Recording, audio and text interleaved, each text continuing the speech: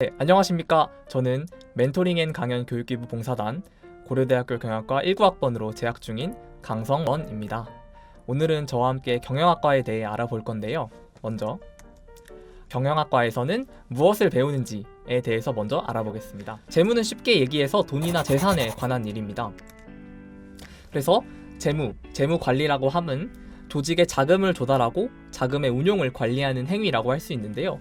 굉장히 어려운 말로 써있죠. 조직의 자금을 조달한다. 이 말은 쉽게 말해서 기업이 어떤 물건을 생산하거나 여러가지 활동을 하는 과정에서 필요한 돈들을 끌어온다 라고 생각하시면 될 것 같아요. 그래서 재무에서는 먼저 우선 자금의 조달 방법을 고민합니다. 그래서 어디서 내가 필요한 돈을 끌어올지에 대해서 고민을 하는데요. 대표적인 방법으로 두 가지 방법이 있습니다. 바로 주식과 채권이라는 방법이 있는데요. 여러분들 주식이라는 용어를 한 번쯤 들어보시지 않으셨나요? 저는 어릴 때 할머니께서 나중에 너가 커서 절대 주식은 하지 말아라 하는 얘기를 많이 들었기 때문에 굉장히 부정적인 인식을 갖고 있었는데요. 주식과 채권이 있을 때 분명 더 위험성이 높은 것은 주식입니다. 그렇지만 왜 오늘날의 사람들이 되게 많은 사람들이 주식에 참여를 하잖아요. 그럼 그 사람들이 바보가 아닌 이상 그렇게 위험한 주식을 왜 할까요? 바로 그런 위험성이 높은 주식을 선택함으로써 내가 얻을 수 있는 수익률 또한 높기 때문인데요. 그것을 바로 하이 리스크, 하이 리턴이라고 합니다. 그래서 하이 리스크, 하이 리턴은 경영학에서 모든 분야에 적용되는 굉장히 중요한 의미인데요. 이 부분은 꼭 기억해 주셨으면 좋겠습니다. 그래서 내가 어떤 행위를 할 때 그 행위의 위험성이 클수록 내가 얻을 수 있는 수익은 더 높아진다는 점 알아두셨으면 좋겠습니다. 그리고 이익잉여금을 재투자하는 과정 또한 재무의 범위인데요. 이익잉여금이라는 말이 조금 낯서실 것 같은데 쉽게 말해서 기업이 어떤 활동을 통해서 번 돈이라고 생각하시면 되겠습니다. 그리고 다음 인사관리라는 부분이 있는데요. 이제 내가 필요한 돈을 끌어왔으면 우리 기업에서 일할 사람들을 뽑고 일할 사람들을 배치를 해야겠죠. 그래서 그러한 과정을 인사관리라고 보시면 될 것 같습니다. 그래서 인사관리란 각자의 능력을 최대로 발휘할 수 있도록 관리를 하고 조직을 어떻게 관리하고 구성할 것인가에 대한 고민이라고 보시면 될 것 같은데요. 다음에 보이는 세 가지 사진은 모두 굉장히 유명한 기업들이죠. 구글, 페이스북, 애플의 기업의 조직도인데요. 단순히 인재들을 뽑는 것뿐만 아니라 이 인재들을 어떠한 방식으로 어떠한 체계적인 과정을 거쳐서 배치할 것인가 도 모두 인사관리에 포함한다고 할 수 있겠습니다. 다음은 생산관리라는 분야인데요. 생산관리란 내가 생산하고자 하는 물건을 어떻게 생산할 것인가를 고민하는 과정이고요. 그런 것들에는 입지 결정이라든지 생산 시스템을 디자인한다든지 라는 그런 고민을 거치게 됩니다. 그래서 가장 대표적인 예가 헨리포드의 이동식 컨베이어 시스템인데요. 그 전까지는 옆에 기사를 보시면 아시겠지만 승용차 한 대를 조립하는데 5시간 50분이 걸렸다고 해요. 그런데 이제 헨리포드의 이동식 컨베이어 시스템을 통해서 1시간 38분으로 줄었다. 그래서 생산량이 엄청나게 기하급수적으로 증가한 모습을 보실 수 있겠죠. 그래서 생산 관리가 우리의 삶에 미치는 영향이 굉장히 크다는 것을 이런 예시를 통해서 알 수 있을 것 같습니다. 다음은 마케팅입니다. 여러분들이 가장 흔히 들어보셨을 것 같은 마케팅인데요. 마케팅을 쉽게 표현하자면 어떻게 해야 우리 제품이 팔릴까에 고민을 하는 과정이라고 보실 수 있겠습니다. 그래서 우리가 나이키의 제품을 살 때 우리가 구매하는 것은 단지 그 어떤 나이키가 주는 물질적인 것뿐만 아니라 그 브랜드가 가진 가치를 구매한다고 할 수 있거든요. 그렇기 때문에 기업들은 항상 그들의 기업 브랜드의 가치를 창출하기 위해 노력합니다. 이 또한 모두 마케팅의 일종이라고 할 수 있겠고요. 우리가 흔히 볼 수 있는 TV 광고, 그런 것들 또한 모두 마케팅의 일부라고 보시면 될 것 같습니다. 다음으로 회계인데요.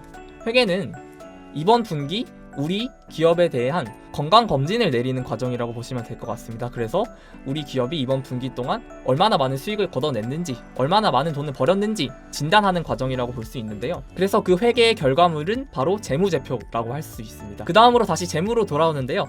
앞서도 언급드렸듯이 이렇게 내가 번 돈을 통해서 다시 새로운 분야에 투자를 하거나 아니면 기존 사업을 보충하거나 하는 식으로 이익잉여금을 꾸준히 사용하게 되겠죠. 그리고 또한 주주들, 우리 회사의 주식을 보유하고 있는 주주들에게 우리 회사의 이익잉여금을 나눠주는 배당의 과정도 모두 재무의 분야라고 아시면 될 것 같습니다. 그래서 크게 이러한 사이클을 통해서 기업이 운영이 되고요. 또한 국제 경영이라는 분야도 있는데요.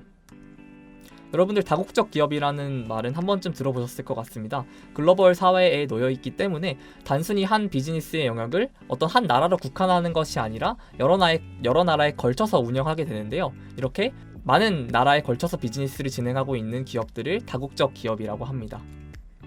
마지막으로 경영정보 시스템이라는 분야도 있는데요. 4차 산업혁명을 맞이한 현 시점에서 우리뿐만 아니라 기업도 굉장히 많은 정보에 놓이게 돼요. 그래서 이렇게 기업이 갖고 있는 수많은 정보들을 처리하고 앞선 여러 과정에서 정보를 통해서 의사결정을 하게 되는데, 그러한 의사결정의 과정을 더욱더 체계적이고 효율적으로 할 수 있도록 도와주는 것이 바로 경영정보 시스템입니다.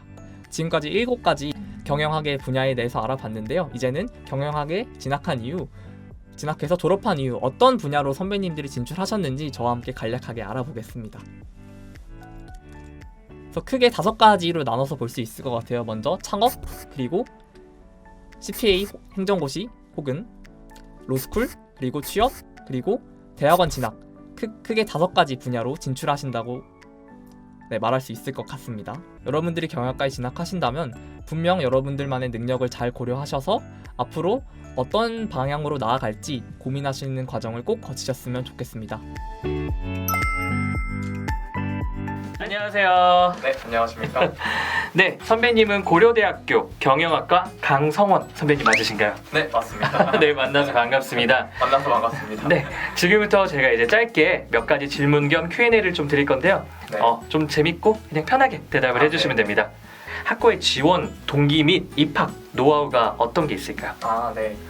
저는 고등학교 1학년 때부터 사회적 기업에 대해서 굉장히 많은 관심을 가졌었는데요. 기업이 이윤을 창출하면서 동시에 사회적 가치를 창출할 수 있다는 점이 굉장히 저에게 흥미롭게 다가왔고, 이러한 분야에 대해서 계속 찾아보다 보니까 경영학에 자연스럽게 관심이 갔던 것 같습니다. 그래서 저만의 입학 노하우가 있다면 저는 학생부 종합 전형으로 대학에 진학을 했기 때문에 여러분들이 진학하시고 싶은 분야, 학과, 그리고 여러분들의 장래 희망에 대해서 먼저 조금 빨리 고민을 해서 한 길로 결정을 해서 그거에 대해서 좀 탐구하시는 시간들을 많이 가지셨으면 좋겠어요. 저의 경우에서는 고등학교 1학년 시절부터 경영학과 진학을 꿈꿨기 때문에 그때부터 여러 가지 경영학과 관련된 여러 비교과 활동들을 참여를 했던 것 같아요. 그래서 굉장히 1학년 때부터 꾸준히 저만의 활동들을 해왔던 것이 제가 학생부 종합전형에서 좋은 결과를 얻게 된 가장 큰 이유라고 생각을 하기 때문에 여러분들께서도 꼭 이러한 고민을 조금 더 일찍 해주셨으면 좋겠습니다. 조금이라도 먼저 그 학생부를 채워나가서 네. 예쁘게 만든다면 그렇게 입학을 할 수 있을 것이다. 네, 맞습니다. 네, 그렇군요. 네, 그렇다면 선배님이 바라봤을 때 지금 우리 학과의 앞으로의 전망은 어떻게 되는 것 같아요? 굉장히 저로서도 대답하기 쉽지 않은 질문인데요.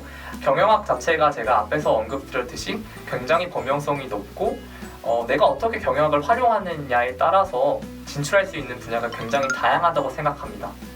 그렇기 때문에 앞으로의 전망이 어떻다, 뭐 좋다 나쁘다 이렇게 단언 지어서 얘기하는 것은 조금 어려울 것 같고요. 자신만의 분야를 찾아서 새로운 분야와 연결시킨다든지 이러한 고민들을 통해서 자신만의 길을 걸어가는 것이 굉장히 다른 학과에 비해서 더 중요하다는 생각을 저는 가지고 있습니다. 그렇기 때문에 여러분들이 경영학과에 진학하신다면 경영학의 여러 가지 분야들에 대해서 많이 접해보고 내가 관심이 있는 분야를 먼저 정해서 그 분야에 대해서 깊게 탐구해 보시는 과정이 굉장히 중요할 것 같다고 생각이 듭니다. 네, 그러니까 이제 본인만의 길을 이제 개척해 나가는 것. 그렇죠. 어딜 가서도 본인만의 경영을 하면서 본인만의 소신 있게 앞으로의 진로를 선택하는 게 그게 곧 전망인 것 같다는 또 느낌인데 맞나요? 네, 정확하게 이해하셨습니다. 그렇군요. 그럼 이제 마지막으로 경영학과를 지원하고 싶어하는 청소년들이나 아니면 이제 실제로 이제 대학을 앞둔 이제 대학 입시를 앞둔 학생들에게 청소년들에게 혹시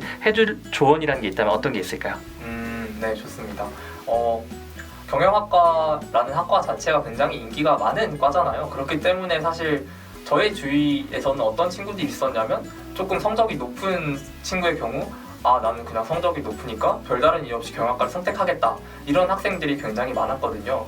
물론 경영학 자체가 굉장히 매력적이고 범용성이 넓은 학문임은 맞지만 단순히 자기가 성적이 좋다고 아니면 경영학과가 단순히 많이 뽑아서 조금 만만해 보인다고 이러한 이유로 경영학과를 선택하는 친구들도 굉장히 많은데요.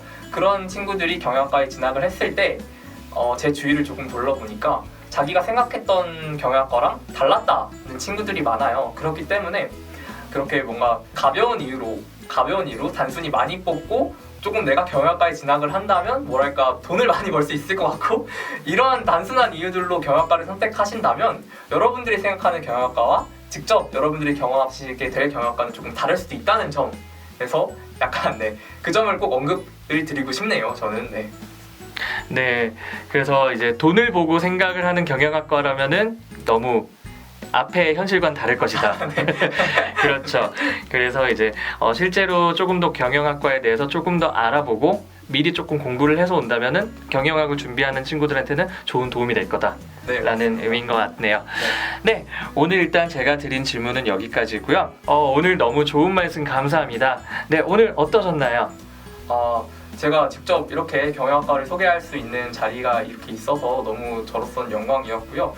많은 경영학과를 꿈꾸는 학생들이 꼭 그들의 꿈을 이뤘으면 좋겠다는 생각을 하고 있습니다.